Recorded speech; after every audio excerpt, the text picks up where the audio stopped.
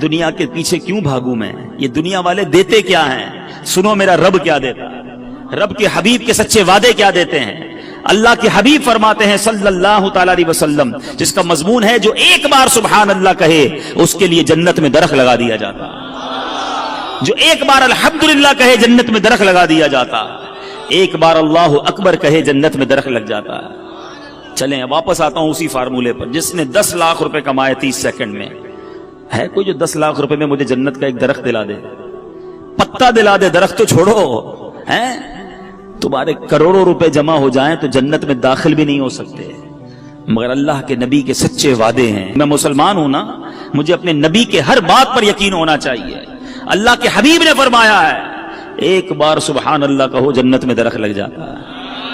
اب سوچو یار کتنا آسان ہے نیکیاں کمانا، تو کریے نا کام، کریے نوکری، لیکن زبان تو سبحان اللہ کہتی رہے نا، زبان تو الحمدللہ کہتی رہے، درود پڑھتی رہے، کیوں میں وقت ضائع کروں؟ اللہ نے جوانی دی ہے، زیادہ روزے رکھ لو، اللہ نے جوانی دی ہے، اس جوانی میں خوب دین کی خدمت کر لو۔ بوڑھے کہتے ہیں ہم کو کہ یار ہم بھی اب ہمت نہیں رہی، ہم بھی آپ کے ساتھ دین کی خدمت کرتے، اب تو جناب تھک جاتے ہیں۔ اے جوانوں، اس دن سے پہلے عبادت کر لو جب یہ اعضاء ساتھ دینا چھوڑ دیں۔ ملتے ہیں لوگ کہتے ہیں پیروں میں ہمت نہیں، تراویح نہیں پڑی جاتی، جب ہمت تھی تو کیوں نہیں پڑی؟ اے میرے جوانوں سنو، یہ جوانی عیاشی کے لیے نہیں، اللہ کی نافرمانی کے لیے نہیں دی گئی۔ جوانی کی جو توبہ ہے نا، یہ ولیوں کا پیشہ ہے، ولیوں کا طریقہ ہے، انبیاء کا طریقہ ہے۔ مفتی اعظم ہند مصطفی رضا خان صاحب نوری، جو اعلیٰ حضرت کے بیٹے ہیں، شہزادے ہیں، فرماتے ہیں کہ ریاضت کے یہی دن ہیں، بڑھاپے میں کہاں ہمت، ریاضت کے یہی دن ہیں، بڑھاپے میں کہاں ہمت، جو کچھ کرنا ہے اب کر لو، ابھی نوری جوان تم ہو، ابھی کر لو۔ لیکن لوگ اسی جوانی میں اللہ کو ناراض کرتے ہیں۔ اے میرے میٹھے اسلامی بھائیوں، ایک بزرگ کے بارے میں آتا ہے، ان کی عمر 100 سال کے قریب ہو گئی، ان کی آنکھیں بھی صحیح تھیں، کان بھی صحیح، زبان بھی ٹھیک، سارے اعضاء سلامت۔ کسی نے کہا حضرت یہ کیسے 100 سال میں تو بندہ ڈھل جاتا ہے؟ بڑی کمال کی بات کہی انہوں نے، فرماتے جوانی میں میں نے اپنے یہ اعضاء رب کی نافرمانی میں نہیں گزارے، اللہ نے بڑھاپے میں میرے اعضاء کو حفاظت سے رکھا ہے۔ یہ آنکھیں حرام میں نہیں دکھائی تھی میں نے، یہ کان حرام میں نہیں سنے، اللہ نے بڑھاپے میں بھی یہ چیزیں میری سلامت رکھی۔ اگر بڑھاپا اچھا چاہتے ہو نا تو جوانی میں اللہ کو یاد رکھو۔ جوانی میں رب کو ناراض کرو گے، بڑھاپے میں کچھ بھی نہیں بچنا۔ اول تو بڑھاپا آئے گا نہیں آئے گا اس کی گارنٹی نہیں ہے۔ اب سنو، 5 چیزیں تھی نا، پہلی کیا ہے؟ بڑھاپے سے پہلے جوانی کو غنیمت جانے۔ آقا فرماتے ہیں وَصِحَّتَكَ قَبْلَ سَقَمِكَ، صحت کو بیماری سے پہلے غنیمت جانو۔ اگر آج اللہ نے صحت دی ہے نا، پوچھو ان سے جو ہاسپٹل میں پڑے ہیں۔ میں نے بھی تو آپ کو ایک مریض کی بات بتائی نا، 52 ایئرز میں ختم، پتہ نہیں کب ہمارے ساتھ کیا ہو جائے۔ اللہ ہمیں ہمیشہ محفوظ رکھے بیماریوں سے، ہاسپٹل کے، عدالتوں کے، جیلوں کے چکروں سے محفوظ رکھے۔ مگر بیمار بھی تو ہوتے ہی ہے نا لوگ، کسی کے ڈائلسس ہو رہے ہیں، کہ شوگر کا مریض ہو گیا، کوئی بلڈ پریشر کا، کسی کوئی کھا بھی نہیں سکتا۔ ابھی پچھلے دنوں کی بات ہے، ہمارے ایک بہت اچھے دوست ہیں، وہ ایک بلینر کی بات بتا رہے تھے۔ ملینر سے یعنی اربوں پتی شخص، کہتے بہت بڑی پارٹی ہے، بہت بڑا بزنس ہے۔ وہ بزنس مین سے ملاقات ہوئی ان کی، وہ کہتے ہیں یار اس کی شاپ، اس کی جو آفس تھی، اس کے باہر فٹ پاتھ پر ایک بندہ روٹی کے اوپر ڈال ڈال کر کھا رہا تھا۔ تو وہ اربوں پتی شخص کہتا ہے یار یہ کتنا خوش نصیب ہے، دال کھانے والے کو کہہ رہا ہے یار یہ اپنے ہاتھ سے جو چاہتا ہے کھا لیتا ہے۔ اس اربوں پتی شخص کو بیماری تھی کہ وہ 1 گلاس پانی بھی روز نہیں پی سکتا، اس کے گردوں میں ایسا پرابلم تھا کہ ڈاکٹر کہتے تھوڑا تھوڑا پانی پینا ہے۔ کہ یہ کتنا خوش نصیب ہے کہ بیٹھ کے فٹ پاتھ پہ مزے سے دال روٹی کھا رہا ہے۔ یہ ہے بیماری، پیسوں سے صحت نہیں ملتی۔ جس کے پاس صحت ہے وہ اربوں پتی ہے، اس سے بڑا خوشحال کوئی نہیں۔ جب جیسے چاہو چلتے ہو، پوچھو لنگڑے سے کیسے گزرتی ہے زندگی، جو چاہے بولتے ہو۔ بیٹھو کبھی کسی گونگے کے پاس تو پتا چلے گا کہ اشارے کر کر کے اس کا حال کیا ہو جاتا ہے۔ ہاتھ سلامت ہیں، جو چاہو اٹھا لیتے ہو، نہیں ہے ہاتھ اس سے پوچھو۔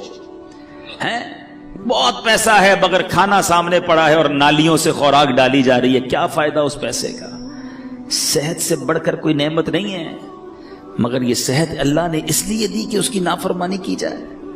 تم اللہ کا شکر ادا کرو، صحت میں نیکیاں کرو، وہ رب تمہیں بیماریوں سے محفوظ رکھے گا۔ آگے سنو، میرے آقا فرماتے ہیں 5 چیزیں تھی نا، 2 ہو گئیں، پھر فرمایا وغناک قبل فقرک. آقا فرماتے ہیں مالداری کو فقیری سے پہلے غنیمت جانو.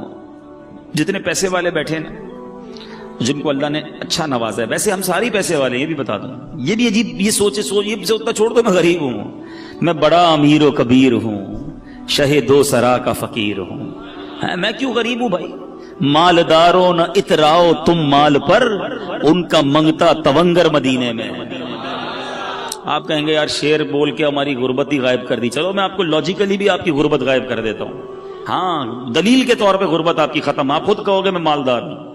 ایک بزرگ کے پاس ایک شخص آیا، کہتا حضور بڑا غریب، کچھ بھی نہیں میرے پاس، کلاش، پیسے ہی نہیں. کہا کچھ بھی نہیں؟ کہا کچھ بھی نہیں، اللہ نے دیا ہی نہیں کچھ. معاذ اللہ، یہ بھی کہتے ہیں لوگ. اللہ سے اس طرح کا شکوہ کرتے ہو کہ مجھے کچھ دیا نہیں. وہ بزرگ بھی کمال کے دیکھا، ٹھیک ہے ایک آنکھ دے دو 5 لاکھ روپے لے لو. کہا حضرت اندھا ہو جاؤں گا. چلو ٹھیک ہے ایک ہاتھ دے دو 5 لاکھ لے لو. کہا حضرت ہاتھ کے بغیر تو کیسے لائف گزرے گی؟ اچھا نہیں دینا. ایک کان دے دو 5 لاکھ لے لو. کہا حضرت بہرا ہو جاؤں گا. اچھا چلو کان بھی رکھو اپنے پر. ٹانگ دے دو، 1 2 ہے نا، ایک ٹانگ دے دو 5 لاکھ لے لو.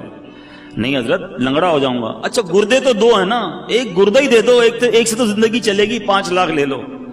کہ نہیں حضرت گردہ کیسے دوں گا. اچھا چلو خالی زبان ہی دے دو 10 لاکھ روپے لے لو. کہ گونگا ہو جاؤں گا.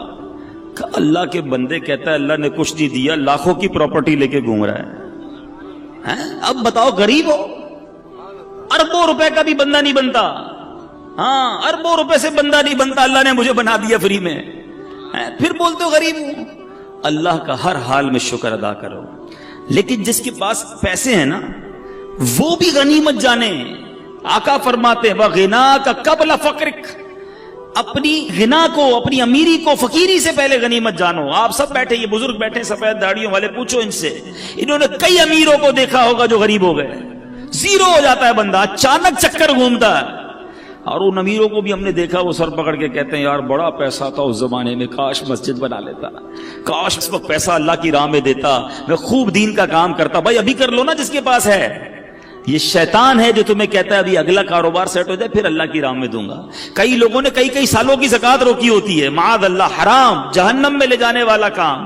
آپ گناہگار ہو رہے ہیں. بندہ کہتا ہے یار ابھی نکالوں گا تو بہت پیسے نکل جائیں گے، بس فیکٹری لگا لوں پھر 2 سال کی ایک ساتھ نکال دوں گا. اچانک کوئی پرابلم آتی ہے، بندہ خود زکات لینے والا بن جاتا ہے. نہ کرو ایسا. جس کو اللہ نے دیا ہے جمع کروا دو. یہ جملہ یاد رکھنا جو میں کہہ رہا ہوں، اپنے ہی اکاؤنٹ میں جمع کروا دو. آپ کے یہاں کمیٹی ڈالی جاتی ہے حیدرآباد میں، BC، ہم کمیٹی بھی کہتے ہیں. ایسا ہی نا، کیوں ڈالتے ہو؟ یار تھوڑے تھوڑے جمع ہو جائیں گے، کبھی بچوں کی شادی میں کسی کام میں کام آئیں گے. ایسا ہی ہے. یہ جو اللہ کی راہ میں خرچ کرنا ہے نا، یہ مدنی کمیٹی ہے. ہاں جمع کرواتے جاؤ، آخرت میں ملٹی پلائی ہو کر ملیں گے. اور یہ میں نہیں کہہ رہا، حدیث قدسی سناتا ہوں. اللہ کے حبیب فرماتے ہیں کہ رب ارشاد فرماتا ہے، اس کا مضمون یہ ہے، اے ابن آدم، سنو الفاظ، سننا ایمان تازہ ہو جائے گا. ادھر ادھر کی انشورنس کرانے والوں سنو. اللہ فرماتا ہے اے ابن آدم اپنا مال میرے پاس جمع کروا دے. اللہ فرما رہا ہے، مال بھی اللہ کا ہے، پھر بھی فرماتا ہے تیرا مال میرے پاس جمع کروا دے. نہ جلے گا، نہ ڈوبے گا، نہ کم ہوگا. گارنٹی دیکھو، نہ جلے گا، نہ ڈوبے گا، نہ کم ہوگا، بلکہ میں تجھے اس دن لوٹاؤں گا جب تجھے ایک ایک نیکی کی ضرورت ہوگی. یا تو میرے اکاؤنٹ میں جمع ہو گیا نا، جتنا دوں گا جمع ہو رہا ہے. عقل مند ہے وہ شخص، یقین کریں عقل مند ہے. لوگ 2.5% زکات نکال کے بریک لگا دیتے ہیں کہ دے دی نا بھائی. اسلامی بھائی کو جواب دیتے ہیں بھائی اس سال کی زکات پوری ہو گئی، اگلے سال آنا. وہ اللہ کے بندو، اللہ نے دینا بند کر دیا؟ وہ دیے جا رہا ہے، تم بھی دیے جاؤ. روایتوں کا مضمون ہے گن گن کر خرچ نہ کرو، ورنہ وہ رب کریم بھی تمہیں گن گن کر عطا فرمائے گا. جب وہ بغیر گنے دیے جا رہا ہے تم بھی دیتے جاؤ. تم دے کر احسان نہیں کر رہے. یہ جتنے اسلامی بھائی بیٹھے نا، اچھا یہ بھی ایک پرابلم ہے. اب لوگ کہیں گے یار یہ بہت اچھا بیان ہے، مگر یہ تو فیکٹری کے مالک صاحب کے لیے، ہمارے لیے تھوڑی ایسی تو نوکری کرتے ہیں، ہم کیا دیں گے؟ یہ گڑبڑ ہے. ہر انسان کو اپنی حیثیت کے مطابق دینا چاہیے، چاہے 2 روپے دیں، چاہے 10 روپے دیں، چاہے 100 روپے دیں. میں یہ کوئی نہ سمجھے یہ دعوت اسلامی کے لیے چندہ لینے بیٹھا، ہمیں نہ دو بھائی. کہیں بھی اچھی جگہ پر اللہ کی راہ میں خرچ کرنے کی عادت ڈالو، اپنے علاقے کی عاشقان رسول کی مسجد کے ڈبے میں ڈال دو، مگر دیتے رہو، یہ آپ کا ہے جو جمع ہو رہا ہے۔ لوگ یہ دینے میں جو ہے نا اس میں بخل نہیں کرنا چاہیے۔ اب میں اس کو ایک اور حکایت کے ذریعے سمجھاؤں گا تو بات اور سمجھ آ جائے گی۔ ایک ملک میں ایک بادشاہ نے مقابلہ کیا، ایک کمپٹیشن اناؤنس کیا، بڑا عجیب مقابلہ تھا، اور وہ مقابلہ یہ تھا کہ پورے ملک میں سب سے بڑا بے وقوف کون ہے۔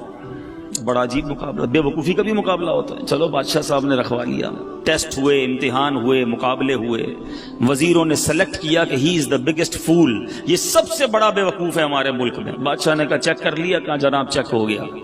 بادشاہ نے اپنی سونے کی ہیروں کی مالا اتاری، اس بے وقوف کی گردن میں ڈال دی۔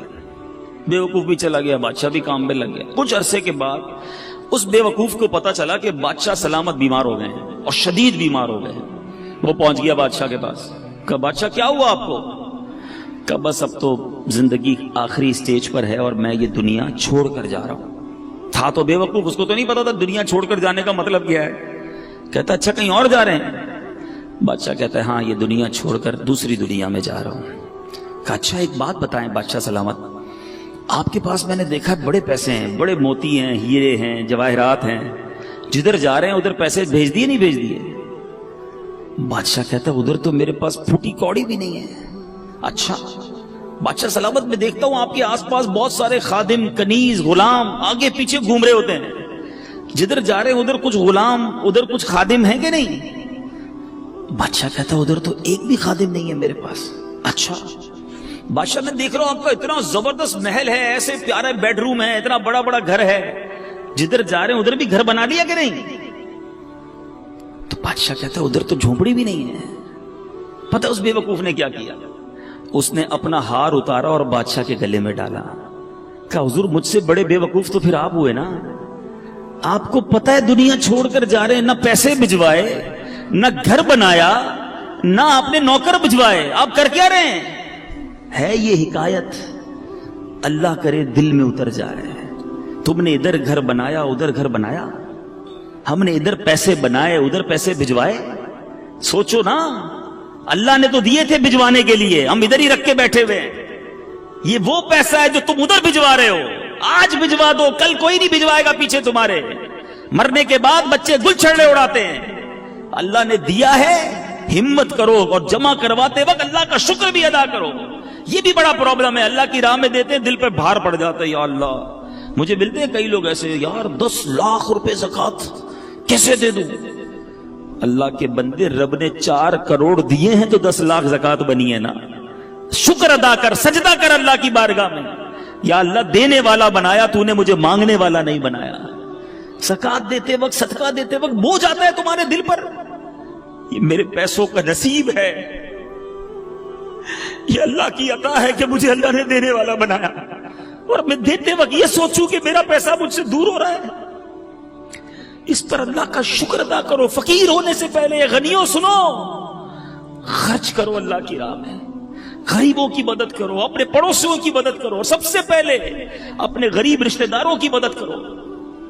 دیکھو انشاءاللہ اللہ کتنا دے گا، اور یہ ایک ایک روپیہ تمہیں کام آئے گا قیامت کے دن، ایک ایک روپیہ تمہیں جنت میں دے گا اللہ، اور ملٹی پلائی کر کے واپس دے گا۔ ایک روپیہ نہیں دے گا، وہ اپنے کرم سے خزانے عطا فرمائے گا۔ میرے نبی کی اس حدیث کو یاد کر لو، آگے سنو، میرے آقا فرماتے ہیں 3 باتیں ہو گئی۔ نبی پاک فرماتے ہیں وَفَرَاغَكَ قَبْلَ شُغْلِكَ، فراغت کو، مصروف ہونے سے پہلے غنیمت جانو۔ کئی اسلامی بھائی بہت فارغ ہوتے ہیں، جاب کی اس کے بعد شام کو فارغ، آپ کیا کرتے ہیں؟ شام کو کچھ بھی نہیں کرتا۔ وہ اللہ کے بندے کچھ قرآن پڑھ لو، کچھ تفسیر پڑھ لو، قرآن صحیح پڑھنا سیکھ لو، علم دین حاصل کر لو، اس فراغت کے ٹائم کو کچھ آخرت کے لیے خرچ کر لو۔ بعد میں جا کے جب احساس ہوتا ہے کہ یار کچھ بھی نہیں سیکھا اور اب ٹائم